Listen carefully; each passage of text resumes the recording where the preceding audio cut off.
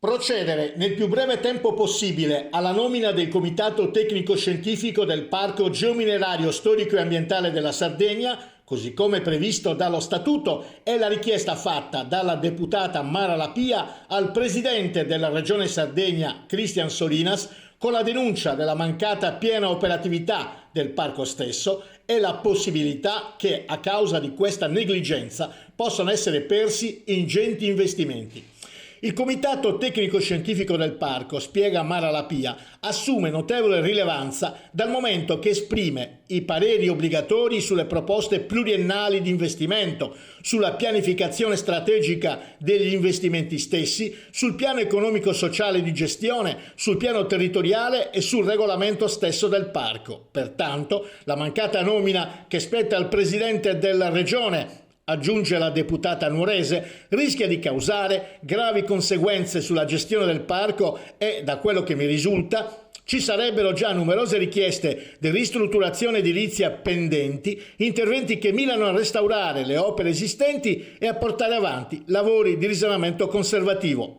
Nello scorso mese di gennaio, Mara Lapia aveva inviato un'interrogazione urgente al ministro Roberto Cingolani per la nomina del commissario straordinario del consorzio, una nomina giunta poi nel mese di febbraio. Resto fiduciosa, conclude la parlamentare, che si proceda in tempi brevi alla nomina del comitato, sbrogliando di fatto una situazione che è diventata insostenibile e che rischia di bloccare a lungo tutte le attività di questo importantissimo ente della nostra regione.